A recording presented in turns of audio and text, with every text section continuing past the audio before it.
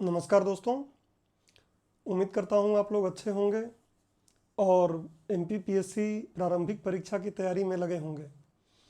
दोस्तों, जैसा कि मैंने आपको पिछले लेक्चर में बताया था कि प्रारंभिक परीक्षा समाप्त होने से पहले हम इस लेक्चर को कंक्लूड कर देंगे, अर्थात जो ये हमारी सीरीज चल रही है सूचना और संचार प्रौद्योगिकी का, उसको हम कंप्लीट कर लेंगे। जैसा कि पिछले 2-3 लेक्चरों से हम लोग इंटरनेट के बारे में पढ़ रहे हैं और इंटरनेट काफ़ी महत्वपूर्ण है हमारे इस संपूर्ण सीरीज के लिए, अर्थात सूचना एवं संचार प्रौद्योगिकी के लिए। इसलिए इंटरनेट से जुड़ी बातें अगर हमको पता नहीं रहेंगी तो आगे और जो लेक्चर्स हैं हमारे, जैसे रोबोटिक्स है, आर्टिफिशियल इंटेलिजेंस है, साइबर सिक्योरिटी है, सोशल नेटवर्किंग साइट्स है, ई कॉमर्स है, ई गवर्नेंस है, ये सारे प्रॉब्लम करेंगी। इसलिए हम पहले इंटरनेट को क्लियरली समझ लेते हैं, अच्छे से समझ पाते हैं, समझ लेते हैं कि ये है क्या, उसके बाद फिर आगे के टॉपिक में चलेंगे।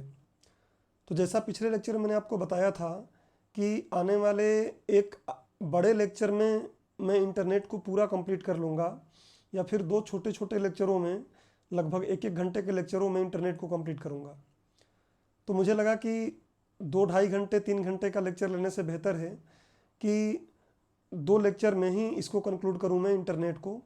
तो इंटरनेट के लिए अभी एक लेक्चर मैं ले रहा हूँ और जल्दी ही हो सकता है तो जस्ट इसके 12 घंटे बाद ही आपको दूसरा लेक्चर मिल जाएगा और इन 2 लेक्चरों के माध्यम से इंटरनेट पूरा कंप्लीट हो जाएगा। जैसे ही इंटरनेट कंप्लीट होता है उसके तुरंत बाद मैं आपको अगला जो लेक्चर लेके आऊँगा वो होगा सोशल नेटवर्किंग साइट्स का, और फिर उसके बाद आगे जो भी रहेगा e governance, e commerce, cyber security, ये सारी चीज़ें आएंगी। अब प्रश्न ये उठता है कि क्या ये लेक्चर जो प्रारंभिक परीक्षा तय है उससे पहले समाप्त हो जाएंगे? तो डेफिनेटली समाप्त हो जाएंगे। ऐसा मैं पूरा प्रयास करूँगा कि आने वाले अब अगले हर दिन एक लेक्चर डाल पाऊँ या थोड़े बड़े लेक्चर बना लूँ, जिससे कि 15-16 तारीख तक इस सीरीज़ को कंक्लूड कर दूँ। उसके बाद आपको टाइम मिल जाए इसको एक बार रिवीजन करने का भी, और कुछ क्वेश्चंस भी इस पर आधारित मैं आपको करा दूँ। तो चलिए, प्रयास तो मेरा पूरा रहेगा कि इस सीरीज़ को मैं प्रारंभिक परीक्षा से पहले कंप्लीट करा दूँ। और यूनिट 7 और कुछ और यूनिट की मैंने बात किया था कंप्लीट कराने का, कुछ कारणों से उसको प्रारंभिक परीक्षा से पहले कंप्लीट नहीं कर पाऊँगा, नहीं उसमें कोई लेक्चर मैं अपलोड कर पाऊँगा, तो उसके लिए माफ़ी चाहता हूँ। परंतु इस सीरीज़ को तो मैं पक्का कंप्लीट कर दूँगा। तो चलिए अब शुरू करते हैं आज का लेक्चर। जैसा कि पिछले लेक्चर में जहाँ हमने कंप्लीट किया था उसी को आगे बढ़ाएंगे। आज के लेक्चर का आप हेडिंग ही देखेंगे कि आज के लेक्चर का हेडिंग क्या है। आज के लेक्चर का हेडिंग है internet protocols and related issues. अब देखिए, इंटरनेट तो हम पढ़ ही रहे हैं, इसलिए मैंने इंटरनेट इसका एक नाम रख ही दिया, इंटरनेट। ये उसके ब्रैकेट में मैंने देखिए आपको लिखा है internet protocols and related issue. अब इंटरनेट प्रोटोकॉल हमको जानना बहुत ज़रूरी है। इसके लिए एक थोड़ी छोटी सी चीज़ आप समझिए। ये बताइए कि क्रिकेट अगर आप सुनते होंगे, अगर आप क्रिकेट सुनते हो, जानते हो क्रिकेट के बारे में, या कोई भी गेम अगर आप जानते हो, तो हर एक गेम का एक नियम होता है। हर एक गेम का एक नियम होता है। अब ये बताइए कि इंग्लैंड में अगर कोई गेम खेला जा रहा है, क्रिकेट खेला जा रहा है, इंग्लैंड में अगर नियम कुछ अलग रहे क्रिकेट का, ऑस्ट्रेलिया में क्रिकेट के नियम कुछ अलग रहें, भारत में क्रिकेट के नियम कुछ अलग रहें, तो क्या क्रिकेट एक वैश्विक लेवल पर खेल पाना संभव होगा? संभव ही नहीं है भाई। विकेट गिर जाता है, जब कोई प्लेयर आउट होता है तो अंपायर क्या करता है? एक उंगली ऊपर उठाता है। अब इंग्लैंड में एक उंगली ऊपर उठाएगा उसका मतलब 6 तो हो नहीं जाएगा। ऑस्ट्रेलिया में अगर विकेट गिरेगा, प्लेयर आउट होगा, तो एक उंगली ऊपर उठाएगा अंपायर, तो उसका मतलब 4 तो हो नहीं जाएगा कि चौका लग गया है। तो इसका मतलब ये है कि अगर कोई गेम हमको खेलना है तो आवश्यक ये है कि हम क्या करें, उसके लिए एक एक समान उसके नियम प्रतिमान बनाएं, नियम कानून बनाएं, जिससे कि आसानी से उसको हम खेल सकें। अब इंटरनेट में क्या है, आपको पता है कि इंटरनेट, हमने देखा है कि इंटरनेट क्या है, तो विश्व भर के कंप्यूटर्स जो आपस में जुड़े हैं वही तो क्या है, इंटरनेट है, नेटवर्क बना हुआ है। अगर इस नेटवर्क पर हमको कुछ भेजना है, मान लीजिए कोई चीज़ें हमको भेजना है, चाहे कोई फाइल भेजना हो, कोई वीडियो भेजना हो, कोई ऑडियो भेजना हो, और उन ऑडियो वीडियो या जो भी चीज़ें हमको भेजनी हैं उसको भेजने का अगर नियम कानून अलग अलग रहें तो फिर तो समस्या हो जाएगी। इसलिए हमको क्या करना पड़ेगा, एक समान नियम प्रतिमान बनाना पड़ेगा, जिससे कि उस एक समान नियम प्रतिमानों का प्रयोग करते हुए जो हमारे फाइल्स हैं, हमारे डेटा हैं, हमारी और जो सूचनाएं हैं आसानी से संचारित की जा सके, आसानी से भेजी जा सकें। हाँ, एक बात और है, ये बताइए कि क्रिकेट के लिए रूल अलग अलग है, लेकिन क्या अगर एक कहीं किसी देश में खो खो हो रहा है, मान लीजिए मैं पहले ही आपको बताया हूँ कि थोड़ा सा कर्सर और ये पेन टैबलेट से लिखने में मुझे दिक्कत हो रही है, तो खो खो अगर है तो खो खो के नियम क्रिकेट जैसे थोड़ी नहीं होंगे भाई। खो खो के भी अगर हमको वैश्विक लेवल पर खेलना है तो नियम क्या होने चाहिए, नियम प्रतिमान एक ही होने चाहिए पूरे विश्व में। लेकिन अब ऐसा नहीं कि क्रिकेट के जो नियम है वही नियम खो खो का होना चाहिए, ये ऐसा तो हो नहीं सकता ना। तो ऐसे ही इंटरनेट में भी कई प्रोटोकॉल बने हैं, कई नियम बने हुए हैं। कुछ अलग चीज़ों को भेजने के लिए या संचारित करने के लिए सूचनाओं को कुछ अलग नियम बनाए गए हैं, कुछ अन्य चीज़ों के लिए कुछ अन्य नियम बनाए गए हैं। तो नियम अलग अलग हो सकते हैं, ऐसा आवश्यक नहीं है कि नियम एक ही नियम रहेगा, लेकिन ध्यान रखें कि किसी एक चीज़ के लिए जो नियम रहेगा वो हमेशा समान रहेगा। जैसे क्रिकेट के लिए नियम क्या होगा, समान। खो खो के नियम क्या होगा, समान। लेकिन क्रिकेट और खो खो दोनों का नियम क्या रहेगा, आपस में वेरी करेगा, अंतर होगा इनके बीच में। बस अगर ये चीज़ आप दिमाग में समझ गए हैं तो आप इंटरनेट प्रोटोकॉल को बहुत आसानी से समझ सकते हैं। अब इंटरनेट प्रोटोकॉल है उसको हम आगे चलते हैं, तो एक बार मैं आपको इसको मिटा के ही आगे चलता हूँ जिससे कि बेहतर रहे। इसको मैं एक बार मिटा देता हूँ जिससे कि पेज थोड़ा साफ हो जाए अपना ये। हालांकि इस पर तो हमको काम करना नहीं है, ये हेडिंग ही था, बस थोड़ा सा आपको समझाना था कि ये अच्छा प्रोटोकॉल क्या है दिमाग में रखिएगा। अब मैं पॉलिटी तो आपको पढ़ा नहीं रहा हूँ, प्रोटोकॉल नियम कानून, आप नियम प्रतिमान समझ लीजिए कि नियम कानूनों का जो समूह है वो क्या कहलाता है, इंटरनेट प्रोटोकॉल कहलाता है। बाकी अगर हम लोग पॉलिटी पढ़ने चलें तो पॉलिटी में आप देखोगे कि अधिनियम अलग चीज़ हो जाएगा। पॉलिटी में अगर हम जाएं तो पॉलिटी में देखेंगे अधिनियम अलग चीज़ हो जाता है, उसके बाद कानून अलग चीज़ हो जाता है, उसके बाद नियमन अलग चीज़ होता है, विनियमन अलग चीज़ हो जाता है। तो इस तरीके से ये अलग अलग चीज़ें हैं, ये पॉलिटी की बातें हैं तो वही हम लोग देखेंगे। अब अगले इस पे चलते हैं हम लोग।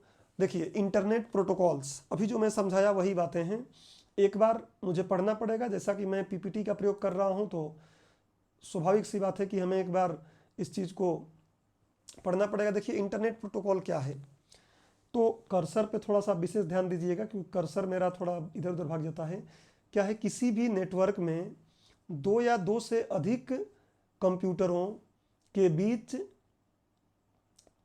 बीच सूचनाओं के त्रुटि रहित आदान प्रदान को संभव बनाने के लिए जरूरी है कि दोनों कंप्यूटर एक समान नियमों एवं प्रतिमानों का अनुपालन करें।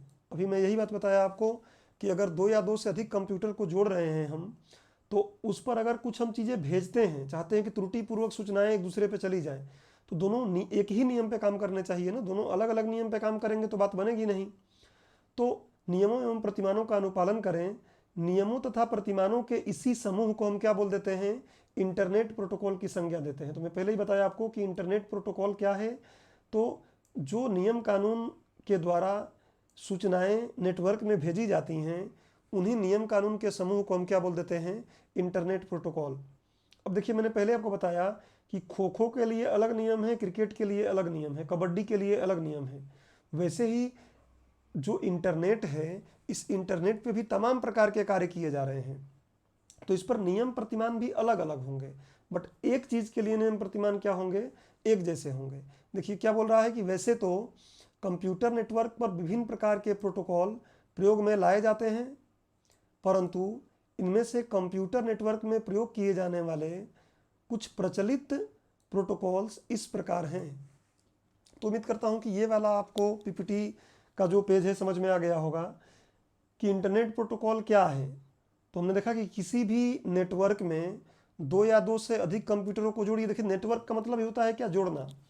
तो जब दो या दो से अधिक कंप्यूटरों को हम जोड़ेंगे और चाहेंगे कि उसमें त्रुटि रहित बिना गलती के सूचनाओं का आदान प्रदान संभव हो जाए, तो यह आवश्यक है कि दोनों कंप्यूटर या दो से अधिक जितने भी कंप्यूटर उसमें हैं वो एक समान नियमों एवं प्रतिमानों का अनुपालन करें।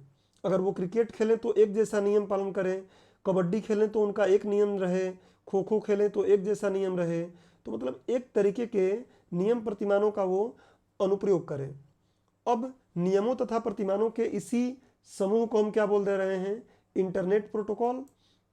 और मैंने आपको बताया अभी कि कई प्रकार के इंटरनेट प्रोटोकॉल होते हैं, सारे हमको पढ़ना यहाँ पे आवश्यक है नहीं। कुछ मुख्य जो उसमें से हैं उनकी बात कर लेते हैं, देखते हैं कि ये क्या है। देखिए अब ये वाला थोड़ा सा छोटा हो गया है इसमें अक्षर, बट आपको समझ में आएगा। पिछला जो पीपीटी बना था वो भी थोड़ा उसमें लेटर छोटे थे, आपको फुल स्क्रीन पर ही मोबाइल में देखना पड़ेगा। धीरे धीरे सुधार होगा इसमें। तो चलिए इंटरनेट प्रोटोकॉल पहला क्या है, इंटरनेट प्रोटोकॉल सूट। अब देखिए सूट पहनने वाले सूट की मैं बात नहीं कर रहा हूँ, यहाँ मैं आपको पहनने वाले सूट की बात नहीं कर रहा हूँ कि पहनने वाला सूट आप पहनिए। यहाँ सूट मतलब नियम ही एक तरीके का है। तो ये क्या है, इंटरनेट प्रोटोकॉल सूट क्या है, देखिए इसमें दो आते हैं।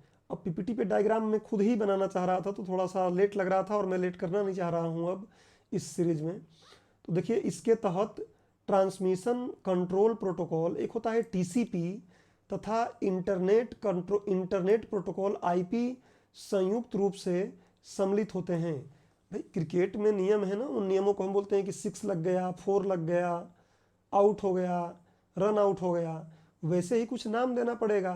तो इसमें एक नाम दिया गया है क्या, ट्रांसमिशन कंट्रोल प्रोटोकॉल। एक नियम जो है उस नियम का नाम क्या दिया गया है, ट्रांसमिशन कंट्रोल प्रोटोकॉल।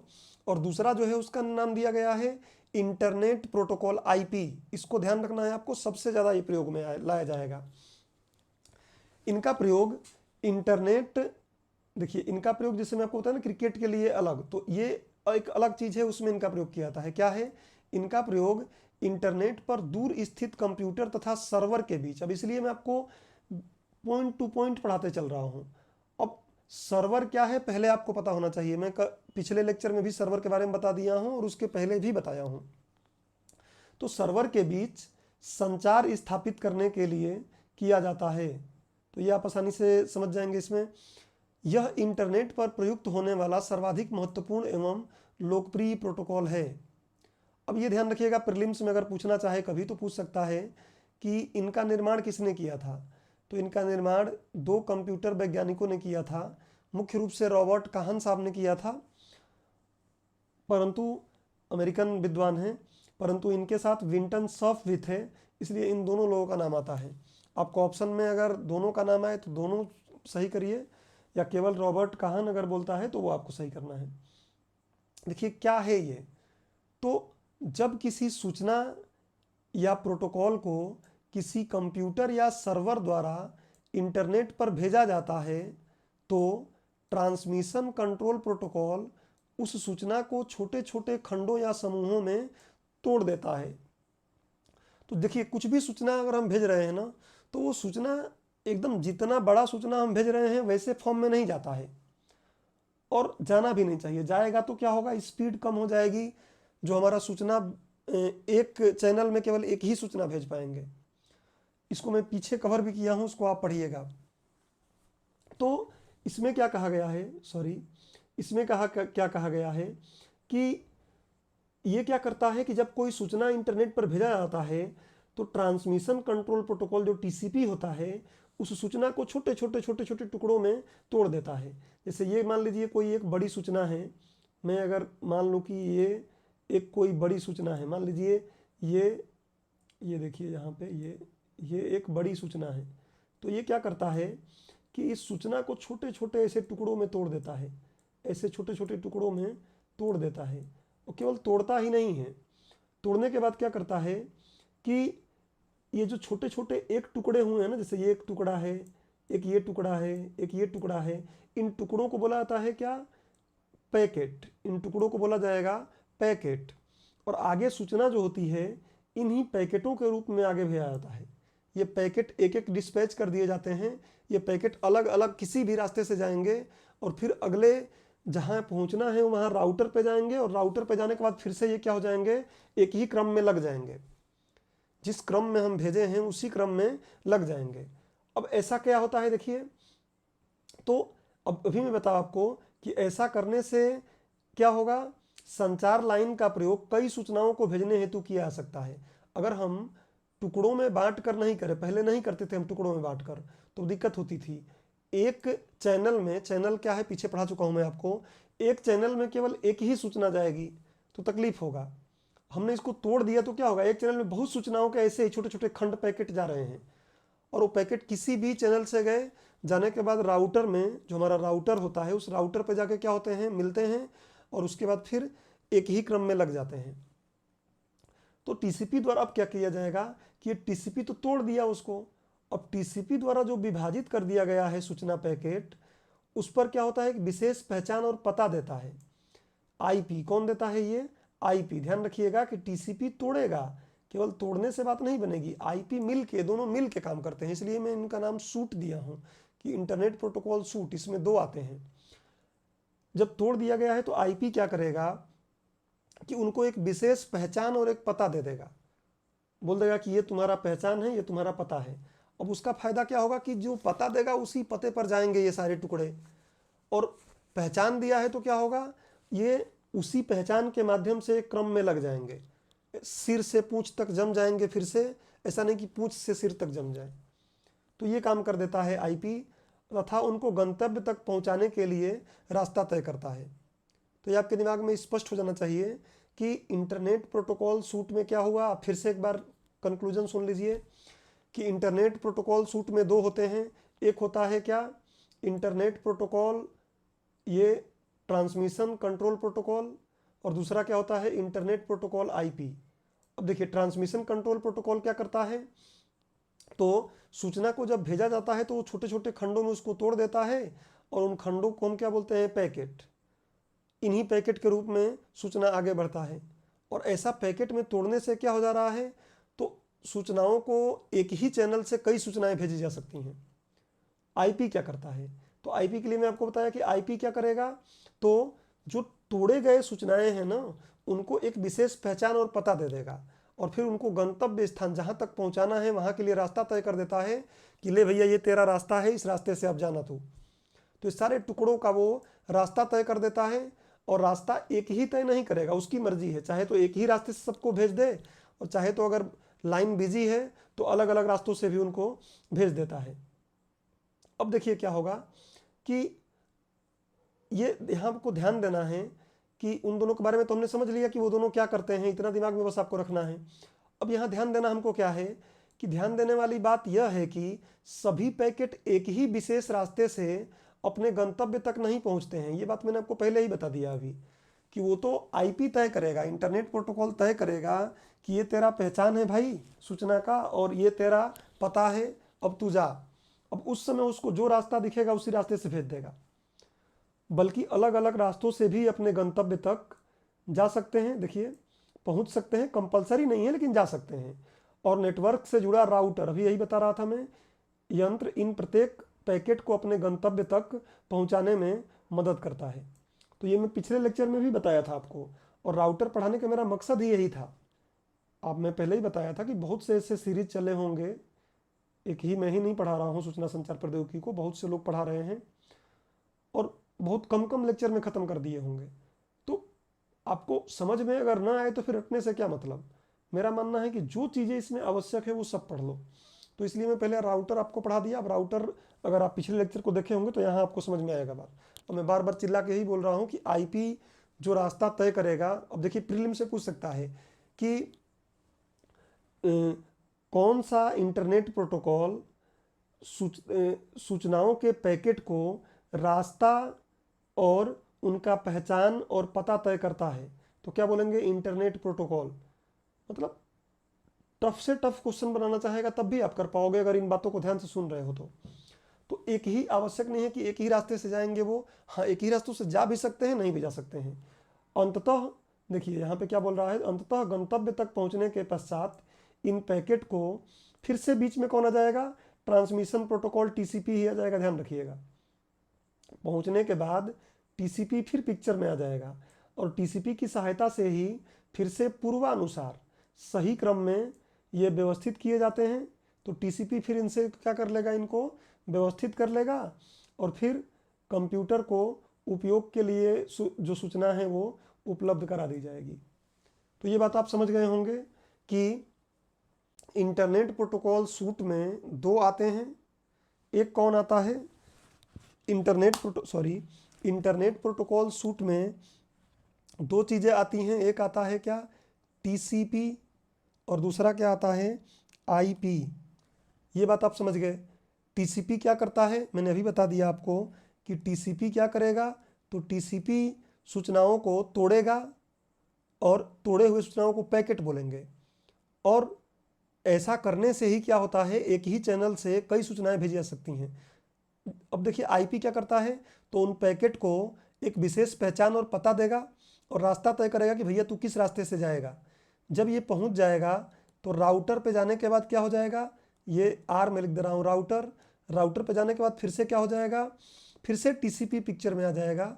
फिर से ये टीसीपी पिक्चर में आया और ये क्या कर देगा, तो फिर से सही क्रम में लगा देगा उसको, सही क्रम में लगा देगा और उसके बाद सूचना को हम आसानी से पढ़ लेंगे। तो ये प्रोटोकॉल आपको दिमाग में रखना है, सबसे प्रचलित, सबसे ज़्यादा प्रयोग में लाया जाने वाला ये प्रोटोकॉल है। अब दूसरे प्रोटोकॉल की अगर हम बात करें तो दूसरा प्रोटोकॉल क्या है, SMTP। मैं भी बताया कि भाई खेल अलग अलग है ना, तो अलग अलग खेल के लिए क्रिकेट के नियम हर जगह लागू थोड़ी नहीं होंगे। तो अब ये क्रिकेट नहीं है, अब ये क्या है, SMTP, simple mail transfer protocol.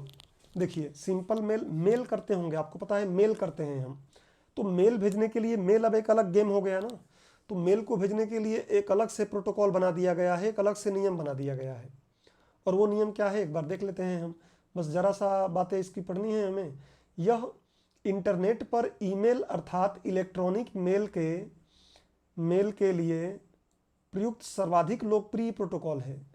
उपयोगकर्ता के कंप्यूटर से मैसेज को ईमेल सर्वर, देखिए सर्वर क्या, एक बड़ा सा सर्वर होगा जहाँ पे ईमेल रखा है या ईमेल भेज रहे हैं आप, तो ईमेल सर्वर तक और पुनः सर्वर से प्राप्तकर्ता तक भेजने के लिए इस प्रोटोकॉल का प्रयोग किया जाता है। तो ये बात आपको आसानी से समझ में आनी चाहिए कि ये क्या है, ईमेल के लिए प्रयोग किया जाता है और इससे उपयोगकर्ता, जैसे मान लीजिए मैं ईमेल भेज रहा हूँ तो यहाँ से मैसेज को ईमेल सर्वर तक और पुनः सर्वर से प्राप्तकर्ता तक भेजने के लिए इसका प्रयोग किया जाता है। तथ्य के रूप में देखा जाए तो वर्ष 1972 में रे टॉमलिंसन, ये एक व्यक्ति हैं, रे टॉमलिंसन ने पहला ईमेल संदेश भेजा था और इन्हीं को ईमेल का आविष्कारक भी माना जाता है। यहाँ तक कि आज बहुतायत में प्रयोग किया जाने वाला संकेत एक @ आप प्रयोग करते हैं। ये संकेत सर्वप्रथम इनके द्वारा ही प्रयोग में लाया गया था। तो ये आपको SMTP के बारे में, इसमें बहुत ज़्यादा अपने को दिमाग में रखना नहीं है। मेल के लिए प्रयोग में लाया जाता है, रे टॉमलिंसन द्वारा इसका आविष्कार किया गया था, बस इतना आपके दिमाग में रखना है। अच्छा, अब जैसे मान लीजिए क्वेश्चन यही पूछ लेगा कि मेल भेजने हेतु निम्नलिखित में से कौन सा प्रोटोकॉल प्रयोग में लाया जाता है, और केवल शॉर्ट फॉर्म आपको दे दे, SMTP, IP, TCP, इनमें से कोई नहीं, तो SMTP आप प्रयोग कर सकते हैं। और कि एग्जाम में न भी आए तो आगे अगर हम अभी पढ़ेंगे जो भी कुछ भी चीज़ें, उनमें इनका रोल है, इसलिए हमको जानना जरूरी है। मेंस में भी ये बातें पूछी जा सकती हैं। तो ये बात सूचना और संचार प्रौद्योगिकी के जहाँ भी टॉपिक बनेंगे उस टाइप की चीज़ें कहीं भी पूछी जा सकती हैं। ये अब ये बात अगर आप समझ गए हैं तो हम बढ़ते हैं आगे। उससे पहले एक बात मैं आपको और बता दूं कि आप टेलीग्राम चैनल पे जाएंगे, अगर रिमाइंड आईएएस के टेलीग्राम चैनल पे जो मैं आपको पहले बता चुका हूँ कि टेलीग्राम चैनल का नाम क्या है, रिमाइंड आईएएस इंदौर ऑफिशियल, ऐसे ऑफिशियल लिखा होगा। इस पर जाके आप चाहें तो रिमाइंड आईएएस इंदौर ऑफिशियल पे जाके आप चाहें तो इसका पीडीएफ पीपीटी डाउनलोड कर सकते हैं जो अपलोड हो गया है। आप लेक्चर जब देखेंगे उसी समय आप जाके इसको डाउनलोड भी कर सकते हैं। पीपीटी या वर्ड में, वर्ड फाइल में या पीडीएफ में, जो भी होगा आपको वहाँ मिल जाएगा। तो आप जाके एक बार वहाँ देख लीजिएगा।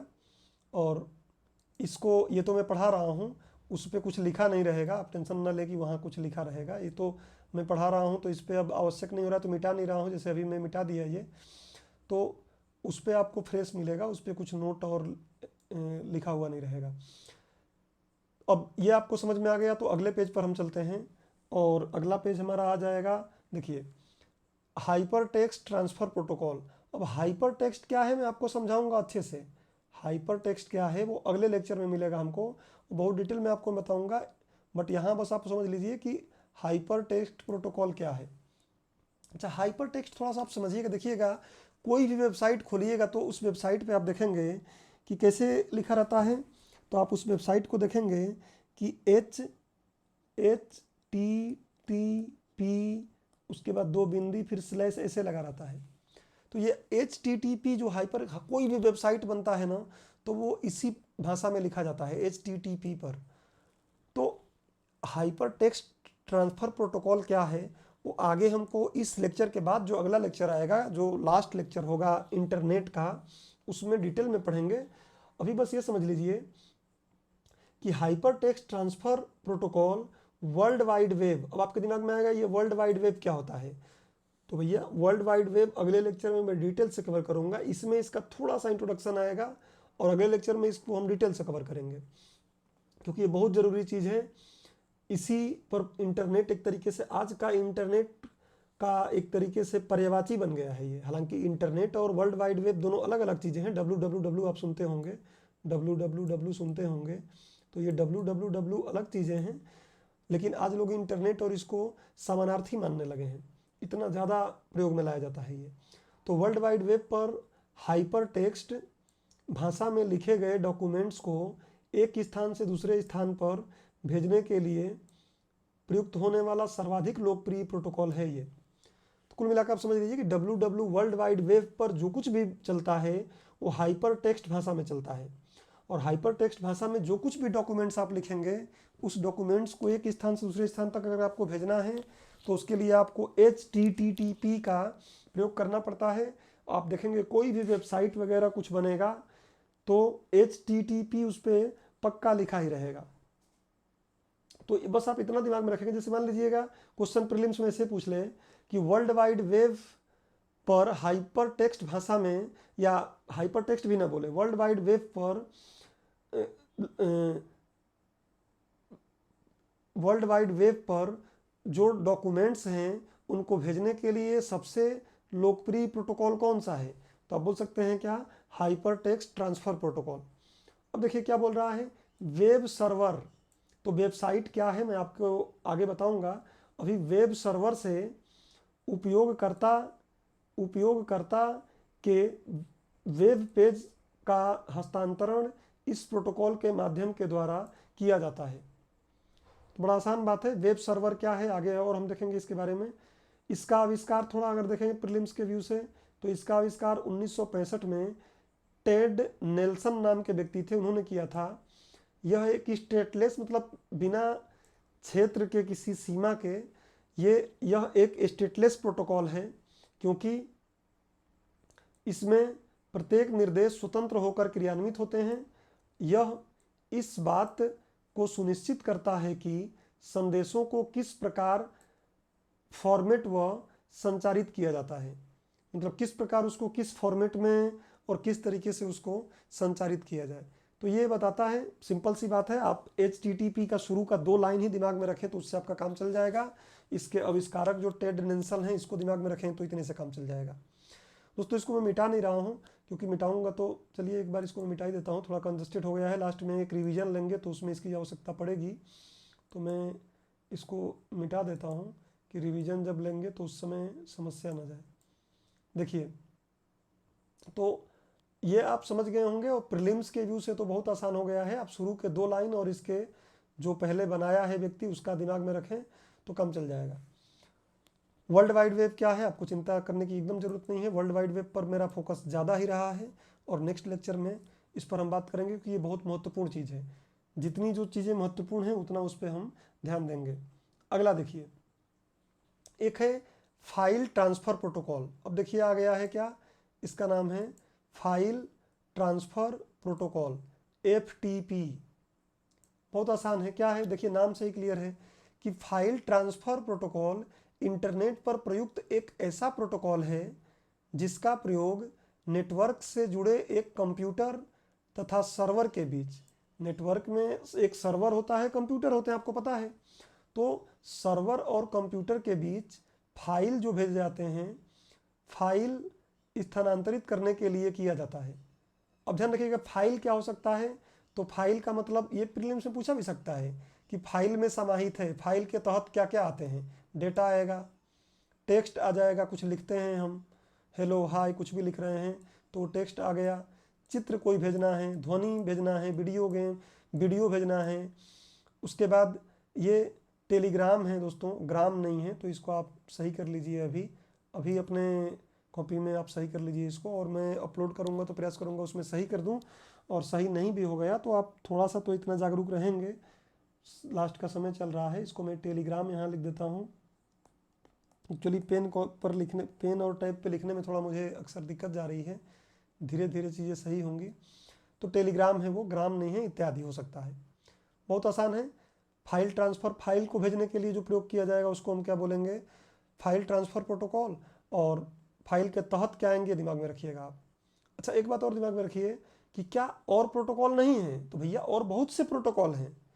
मैं उन प्रोटोकॉल की बात कर रहा हूँ जिससे हमारा काम चल जाए।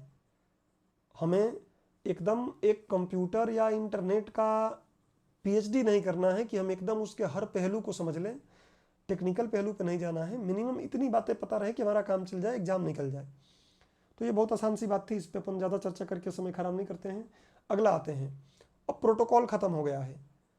आपको ये चीज़ इंटरव्यू में भी काम करेगी, चाहे अगर आप UPSC की तैयारी कर रहे हों या MPPSC की भी तैयारी कर रहे हों, और अगर अच्छा लग गया एग्जामिनर को तो आपसे वो इस टाइप की चीज़ें चर्चा कर सकता है। क्या चर्चा कर सकता है, तो देखिए, बोल सकता है कि भैया ये बताओ कि जो इंटरनेट के स्वामित्व, इंटरनेट का स्वामी कौन है, क्या अमेरिका है, क्या यूरोप है, क्या जापान है, कौन सा देश है जो इंटरनेट का स्वामित्व रखता है। तो ध्यान रखिएगा, इंटरनेट तो क्या है, पूरे विश्व के कंप्यूटर जुड़े हुए हैं, और कंप्यूटर जोड़ने के लिए कोई पाबंदी भी नहीं किया है कि भैया तुम अपना कंप्यूटर जोड़ दो, हमें सूचना प्राप्त करनी है तो हम कंप्यूटर जोड़े हैं। तो इसलिए सिद्धांततः अगर देखा जाए, एक सिद्धांत के रूप में देखा जाए, तो इंटरनेट सूचना तंत्र किसी व्यक्ति, किसी संस्था के नियंत्रण से पूर्णतया क्या है, स्वतंत्र माना जा सकता है, क्योंकि जोड़ा गया है, हम स्वेच्छा से जोड़ रहे हैं। तो इसलिए इसको क्या बोलेंगे हम, कि इस पर किसी का स्वामित्व नहीं है। इसलिए अगर आप जनरल कोई किताब पढ़ रहे होंगे तो उस किताब में लिखा होगा कि इंटरनेट क्या है, पूर्णतः स्वतंत्र है, इस पर किसी का स्वामित्व नहीं है। लेकिन दोस्तों ये सही नहीं है, ये सिद्धांततः ठीक है। तो देखिए, परंतु इंटरनेट के संचालन हेतु संपूर्ण विश्व में ऑप्टिकल फाइबर का संजाल बिछा हुआ है। पीछे कई लेक्चरों में मैंने आपको बताया है कि जो हमारे समुद्र है उसमें ऑप्टिकल फाइबर डले हुए हैं। और ऑप्टिकल फाइबर क्या है, अगर इसमें आपको दिक्कत जा रही है, इस ऑप्टिकल फाइबर में अगर आपको समस्या जाए तो पीछे जाके लेक्चर मेरा देख लीजिएगा, काफ़ी डिटेल में इस पर चर्चा किया हूँ ऑप्टिकल फाइबर क्या है। तो इसके लिए संसाधन चाहिए भैया, ऑप्टिकल फाइबर बिछाने के लिए फोकट में तो आ नहीं जाएगा ना, तो संसाधन चाहिए, संसाधन की आवश्यकता होगी। इन संसाधनों की पूर्ति के लिए अनेक संस्थान, निगम, राष्ट्र, सरकारी उपक्रम लगे हुए हैं, और विभिन्न सेवा प्रदाता भी लगे हुए हैं जो सेवा हमको दे रहे हैं। का ये सभी मिल के इसमें क्या कर लेते हैं, थोड़े थोड़े स्वामित्व रख लेते हैं, क्योंकि ये पैसा खर्च करेंगे भाई, तो इसलिए इनका क्या हो गया है। जैसे मान लीजिए हम अभी मैं मान लीजिए जियो का इंटरनेट यूज कर रहा हूँ, तो अब इंटरनेट जियो मुझे क्यों दे रहा है? जब इंटरनेट स्वतंत्र है भैया, फ्री है, तो इंटरनेट हमको कैसे देगा? क्योंकि जियो हमें क्यों देगा, क्यों पैसा लेगा? क्योंकि भाई हम जियो से ले रहे हैं, तो जियो उसके लिए जो जितना भी हार्डवेयर और इंफ्रास्ट्रक्चर चाहिए वो हम थोड़ी नहीं बिछाए हैं, वो तो जियो नहीं बिछाया है ना, हम तो केवल उसका प्रयोग कर ले रहे हैं। और उस सुविधाओं को देने के लिए, हमारे डोर तक पहुंचाने के लिए इंटरनेट जो खर्चा कर रहा है जियो, उसके लिए हमको पैसा देना पड़ रहा है। वैसे ही ये लोग खर्चा कर रहे हैं, तो इनका कहीं ना कहीं स्वामित्व तो कहा जा सकता है इस पर थोड़ा थोड़ा। अतः इंटरनेट की कार्य प्रणाली की देखरेख तथा उसके अंतर्राष्ट्रीय मानक निर्धारित करने का कार्य कुछ स्वैच्छिक संस्थाओं द्वारा किया जाता है, जिनमें से कुछ संस्थाओं का वर्णन इस प्रकार है। तो अब देखिए, कुछ संस्थाएं ऐसी हैं जो इसका देखरेख करती हैं, भैया कहीं ऑप्टिकल फाइबर खराब हो गया तो उसको कैसे सही किया जाए, इंटरनेट पर अगर कोई गलत चीज़ें चल रही हैं तो उसको कैसे सही किया जाए। तो इसके लिए एक कुछ विशेष संस्थान बने हैं, कुछ विशेष संस्थाएं बनी हुई हैं, और वो संस्थाएं काम करती रहती हैं। अब संस्थाएं तो बहुत सी हैं दोस्तों, लेकिन कुछ संस्थाओं का अध्ययन कर लेंगे जो हमारे एग्जाम के दृष्टि से महत्वपूर्ण है। तो कौन कौन से महत्वपूर्ण है देखिए, पहला है इंटरनेट आर्किटेक्चर बोर्ड। अब नाम से ही आप समझ गए होंगे, थोड़ा सा अगर हम पढ़ाई पे ध्यान दे रहे हैं तो क्या बोल रहा है, इंटरनेट आर्किटेक्चर बोर्ड।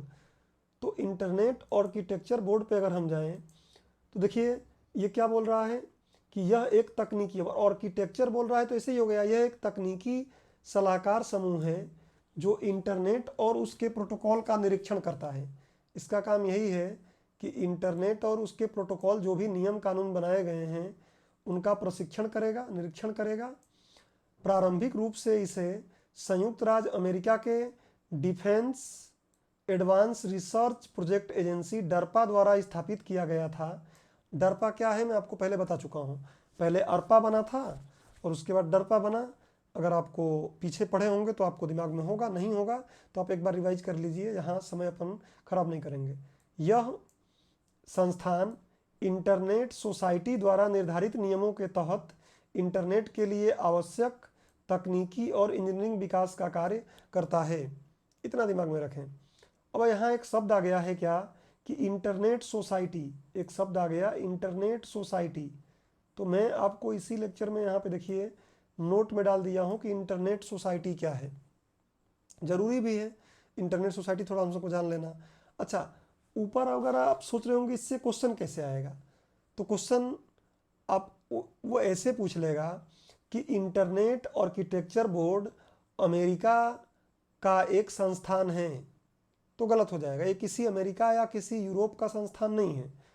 हाँ, इनिशियली इसको अमेरिकी जो संस्था थी डरपा, उसके द्वारा चालू किया गया था, लेकिन आज एक स्वैच्छिक संस्था है ये, और एक तरीके से अंतर सरकारी बोल सकते हैं कि सारे देश इस पे काम कर रहे हैं, सारे देशों का कंट्रीब्यूशन इसमें है, बट ये किसी एक देश के नियंत्रण में नहीं है। इंटरनेट सोसाइटी क्या है, तो यह एक गैर लाभकारी, देखिए गैर लाभकारी अंतर्राष्ट्रीय संस्थान क्या है।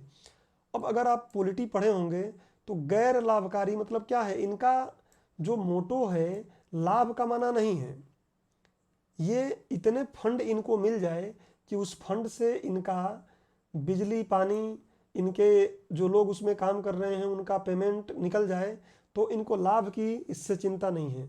सिर्फ ये काम करेंगे और इतने पर काम करेंगे कि इनका केवल खर्चा निकल जाए, इनको लाभ अर्जित करना इनका ध्येय है नहीं। तो यही बात ये बोल रहा है कि यह एक गैर लाभकारी अंतर्राष्ट्रीय संस्थान है जिसका गठन 1992 में, मैं आपको पहले बताया हूँ कि 1991 के बाद से ही इंटरनेट खूब तरीके से चलना शुरू हुआ है। तो 92 में संबंधित मानकों, प्रोटोकॉल तथा नीतियों का विकास करने के लिए लोगों को इस संबंध में शिक्षित बनाने के लिए किया गया था। तो ये इसका काम है। इतना आपके दिमाग में होना चाहिए, काफ़ी है, इससे ज़्यादा इसको जानने की आवश्यकता है नहीं। अगर आपको कोई दिक्कत जाती है तो आप मुझे कमेंट कर लीजिएगा। टेलीग्राम पे भी आप, टेलीग्राम पे तो खैर आप नहीं, व्हाट्सएप वगैरह अगर आप व्हाट्सएप नंबर दिया जाता है उस पर भी आप चाहें तो भेज सकते हैं अपनी क्वेरी, वहाँ भी आपको दिया जाएगा कि क्या समस्या है, अगर आपको कोई दिक्कत होती है तो। चलिए अगला क्या है, इंटरनेट रिसर्च टास्क फोर्स। तो देखिए नाम से ही लगभग इनकी बातें क्लियर हो जाती हैं। इंटरनेट रिसर्च, इंटरनेट पर ये रिसर्च करेंगे। देखिए क्या है इसका मुख्य उद्देश्य, रिसर्च ग्रुप बनाना है, नए नए इन्वेंशन करना है, ढूंढना है, खोजना है क्या कमियां रह गई हैं जो इंटरनेट के प्रोटोकॉल्स और एप्लीकेशन एवं टेक्नोलॉजी पर ध्यान देता है। इतना ही काफ़ी है इसके बारे में जानना। देखिए खास बात क्या है ना कि अभी हम इंटरनेट पढ़ रहे हैं, और इंटरनेट जब अच्छे से पढ़ लेंगे और इसके बाद जब हम जो सोशल मीडिया है या फिर हम जिसको सोशल नेटवर्किंग साइट्स बोलेंगे, अगला लेक्चर जो इंटरनेट इसके बाद वाले लेक्चर के बाद अगला लेक्चर आएगा वो, उसके बाद हम लोग बहुत आसानी से जो साइबर सिक्योरिटी पढ़ सकते हैं कि क्या इसमें समस्याएं हैं। तो वायरस वगैरह, अभी कोरोना वायरस हमको तंग कर रहा है ना, हम देखेंगे इसमें भी वायरस आएगा। इसमें भी तमाम प्रकार के वायरस हैं, ट्रोजन हॉर्स हैं, तमाम प्रकार की चीज़ें इसमें भी हैं, और वो हमारे इंटरनेट को या हमारी सूचनाओं को नुकसान पहुंचाते हैं या उसको वल्नरेबल कर देते हैं। तो इंटरनेट को पढ़ लेंगे तभी उन चीज़ों को हम आखिर समझ भी पाएंगे। इतना आपके दिमाग में रहना चाहिए। देखिए अब क्वेश्चन ऐसे ही पूछ सकता है कि निम्नलिखित में से कौन से इंटरनेट को चलाने हेतु संस्थाएं हैं। उसमें एक नाम दे देगा इंटरनेट रिसर्च टास्क फोर्स, एक मान लीजिए नीति आयोग दे देगा या कुछ इस टाइप की चीज़ें दे देगा, तो उस समय आप कनेक्ट नहीं कर पाओगे। तो इसलिए कम से कम नाम भी याद रखोगे तो काम चल जाएगा, और आने होंगे तो यही नाम आएंगे। अब देखिए आयना के बारे में। आयना क्या है? Internet assigned number authority. अब देखिए क्या करता है, ये इंटरनेट चलाने के लिए कुछ विशेष प्रकार के नंबर दिए जाते हैं, और उस नंबर के माध्यम से ही इंटरनेट चलाया जाता है, और ये वही काम करता है। इसमें जितने भी टर्म्स प्रयोग हुए हैं अगले लेक्चर में डिटेल में पढ़ेंगे हम। देखिए इसका मुख्य कार्य इंटरनेट एड्रेस, डोमेन नेम और इंटरनेट प्रोटोकॉल नंबर प्रदान करना है। अब देखिए इंटरनेट प्रोटोकॉल तो क्या है आपको समझ में आ गया है, लेकिन ये इंटरनेट एड्रेस, डोमेन नेम ये क्या है, आपको अगर पहले ना पढ़े हों तो आपको समझ में नहीं आ रहा होगा, बट इससे आपको नहीं घबराना है। नेक्स्ट लेक्चर में इन बातों को कवर किया जाएगा कि ये है क्या डिटेल में। इंटरनेट डोमेन क्या है आप देखेंगे। डोमेन थोड़ा बहुत मैं पीछे लेक्चरों में कवर किया भी हूँ, कि मैंने बताया था आपको पीछे लेक्चरों में कि जैसे मैं वेबसाइट अपनी बनवा रहा हूँ तो उसमें कोचिंग का www.remindies.com, तो रिमाइंड IAS क्या है, मेरा डोमेन नेम हो गया। तो खैर डोमेन नेम पे आप ज़्यादा दिमाग न लगाएं। डोमेन नेम क्या है मैं आपको बताऊंगा। एड्रेस में भी IP एड्रेस वगैरह क्या है आपको आगे बताऊंगा। इंटरनेट प्रोटोकॉल क्या है वो मैं आपको बता दिया हूँ। तो ये आयना काम करती है इसका। अब एक और चीज़ है, क्या है, world wide web consortium. World wide web consortium, देखिए क्या है वर्ल्ड वाइड वेब, ये भी एक संस्था है और काफ़ी महत्वपूर्ण संस्था है ये। वर्ल्ड वाइड वेब के लिए यह अंतर्राष्ट्रीय मानक संगठन है। देखिए वर्ल्ड वाइड वेब में पहले भी आपको क्या बोल रहा हूँ कि अगले लेक्चर में वर्ल्ड वाइड वेब को हम कवर करेंगे डिटेल में। वर्ल्ड वाइड वेब आज इतना प्रचलित है इंटरनेट पर कि इंटरनेट का पर्यायवाची उसको कहा जाने लगा है। तो ये वर्ल्ड वाइड के लिए वेब के लिए अंतर्राष्ट्रीय मानक संगठन है। इसका निर्माण 1994 में किया गया, और इसका मुख्यालय कहाँ है? संयुक्त रूप से 3 जगहों पर है। एक तो अमेरिका में है, होगा ही, अमेरिका में स्वाभाविक सी बात है, यूरोप में है और जापान में है। तो ये आपको प्रीलिम से पूछा आ सकता है कि वर्ल्ड वाइड वेब कंसोर्टियम का मुख्यालय है अमेरिका, यूरोप, जापान, उपरोक्त तीनों, तो तीनों हो जाएगा, ये ध्यान रखिएगा आप। भारत में नहीं है और कहीं नहीं है, इन 3 जगहों पे है। तो वर्ल्ड वाइड वेब कंसोर्टियम क्या है? वर्ल्ड वाइड वेब को पर जो भी अंतर्राष्ट्रीय मानक उसमें प्रयोग किए जा रहे हैं उसके लिए ये काम करती है। ये 1994 में स्थापित हुई थी। इसका मुख्यालय संयुक्त रूप से 3 जगहों पर है। तो ये लेक्चर मैंने यहाँ ला के रोक दिया था, ये लास्ट स्लाइड है, और बहुत जल्दी आपको अब वेट नहीं करना पड़ेगा। आप फटाफट लेक्चर देखिए और इसका नोट्स बनाते रहिए। बहुत जल्दी ही उम्मीद करूँगा कि मैं अगले 12 से 15 घंटे के अंदर ही एक और अगला इसका पार्ट अपलोड करूं और इंटरनेट को ख़त्म करूं। अगला पार्ट स्वाभाविक है कि इनसे थोड़ा सा बड़ा हो सकता है, लेकिन उसमें इंटरनेट समाप्त हो जाएगा। अब देखिए अगला एक टॉपिक इसमें आ जा रहा है क्या, कि इंटरनेट सर्विस प्रोवाइडर। ये भी एक संस्था ही है, तो इसको आप संस्था के रूप में ही लेंगे, बट ये संस्था हमारे करीब है, इसको हम देख पाते हैं। जैसे एयरटेल हमको इंटरनेट दे रहा है ना, तो हमारा क्या है, इंटरनेट सर्विस प्रोवाइडर है। जियो इंटरनेट सर्विस प्रोवाइडर है। तो ये हमारे करीब है, इसको हम आसानी से देख पाते हैं। देखिए ISP इंटरनेट सर्विस प्रोवाइडर, यह उपयोगकर्ताओं को इंटरनेट कनेक्शन प्रदान करता है।